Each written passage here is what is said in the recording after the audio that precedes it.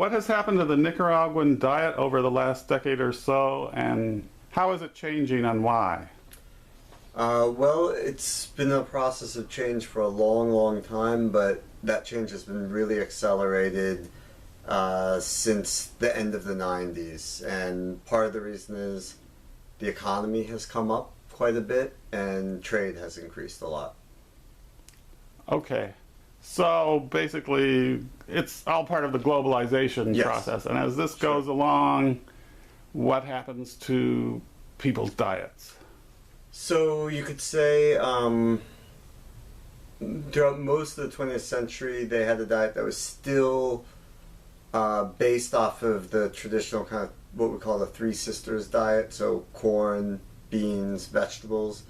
Although rice came in and kind of displaced some corn in the 50s, 60s, but it was a plant-based diet, and it was pretty much locally produced, right? And what's happened over the last couple decades is you've gotten a lot more imported foods, a lot more processed foods, and some foods that are produced locally but were never a big part of the diet. Sugar and vegetable oil being the two biggest ones have increased dramatically. So the magic of sugar and fat. Yes, the magic of Come sugar and to, fat, absolutely, yeah. Nicaragua, Coca-Cola, all kinds of other Sure, products absolutely. branded and marketed. Yeah. So what are the environmental implications of this change? Pretty vast. On one level, it's just folks aren't eating what they're producing locally, so the carbon footprint of a lot of imported foods and processed foods. And on another level, the switch towards more animal products means it's going to be a lot more resources to produce, right? More land, more petroleum, more inputs, pesticides, and that kind of thing. Right. Well, I know beef has about 10 times Sure. the Yep. footprint of a vegetable Yes. diet. Yep. Yeah. And of course, a lot more packaging too. And a lot more packaging as well. I mean, there were quite a few areas where I was doing research where I'd look out kind of on the vast expanse, and people would say this was all forest when I was growing up in the 60s and 70s, and now we're raising cattle for beef here for export. The nicest cuts get exported, and then the really cheap cuts stay local. So of course, deforestation, and again, that Yeah, accelerates climate change, sure. destroys biodiversity. All of that, yeah.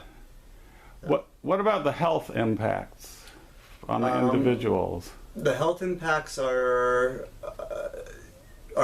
big. What we can say is obesity and chronic disease are going on the J curve. They're picking up very, very rapidly, and the health infrastructure there doesn't know how to deal with it. They really haven't had much for diabetes, for high blood pressure. They don't have experience with these kinds of diseases, and they don't have the money to deal with them. So they don't have the money for medications or even monitoring, blood sugar monitoring, or any of that kind of thing. Even dental care, probably. Yeah, and when it's interesting when I talk to the oldest generation of people who are still alive, people over 65, 70, they said they were the very first generation to get cavities. That when they got cavities, their parents had no idea what a cavity was. Why were they complaining that they had pain in their mouth, that kind of thing. Right. In the U.S., we had decades and decades of slower change Sure. and built up the medical infrastructure Exactly, to deal yeah. with it. Yes. So it's one of many side effects of globalization. So are the health and environmental changes related then? And if so, how? They're related. It's with the health changes, it's especially challenging that when you're dealing with a country that comes from a lot of scarcity throughout most of the 20th century, malnutrition, calorie malnutrition was a pretty big issue. And then all of a sudden, things flip where people are getting, yes, cavities, diabetes, heart disease. But at the same time, they're eating a lot of rich, delicious food. They have less diseases of insufficiency, right? And they have more weight on them. So it's really hard to convince them that this is going to be a huge, huge problem as time progresses. So on the health front, that can be really challenging. Diabetes and high blood pressure and heart disease, these are very slow killers. So it's not as dramatic as infectious diseases of the past. I think on an environmental level, sometimes that case is a little bit easier to make because people can kind of relate to the beautiful forests they used to have, or the plentiful clean water supplies they used to have. So they can see the destruction of the environment, but don't quite see how they're hurting themselves in the same way. I think that's fair to say, yeah. And is there a cultural side, like the cachet of Western products? Absolutely, and this is really was one of the biggest learning experiences for me over the years, is the connection between food choices and status. So you do see that on some level in the States, whereas, you know, if I go out to have a beer with a friend and I order a Bud Light versus a local microbrewer or something, there are certain assumptions made, right? That Right. One is a lower socioeconomic choice, one is a higher socioeconomic choice.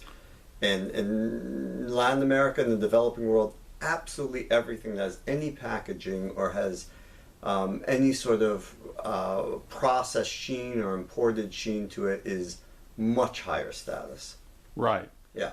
So consumption and status are always related, but how they're related changes over time. It does, and you know, the thing that I would talk to my nutrition students in Managua about was, listen, I understand that you know, that maybe they would see me bring in my nice Mac computer and they have the idea, oh, well, that's $1,000 computer, that is better than this, you know, less expensive Chinese PC that they have.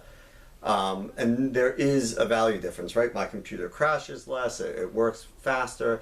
I'd say there's something real going on here with the status. Right. But when you're eating beans and corn and vegetables versus a modern packaged diet, that difference in stats, you're actually talking about inverse relationship of quality. And that's very confusing, I think, for people in the developing world, that if it's modern, if it comes from the West, it must be better, because that's true with computers, it's true with cars, it's true with clothing, it's true with everything, so how could it not be true with food?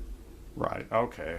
And it's assumptions that we might have had in the 1950s, but... Oh, exactly, yes. Can you say how American status and food choices and health have been changing in the past few years compared to, like, Nicaragua? Sure. Well, a good example would be the beverage choices. And in Nicaragua, I'd talk to folks and say, I absolutely asked every single person I met, what do you drink and why? And despite the fact that coconut water is everywhere there, it's almost free. I mean, free for the price of, you know, 5 minutes with a machete, or you can pay someone.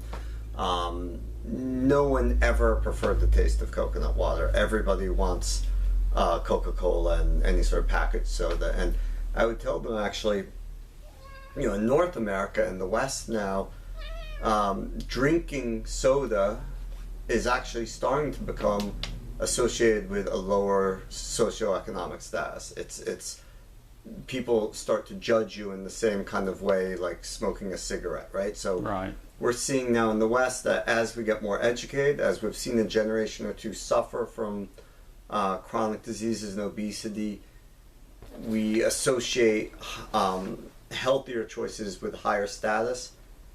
Right. In general, although there's a lot of confusion over that. Okay, thank you very much, and good luck. Thank you.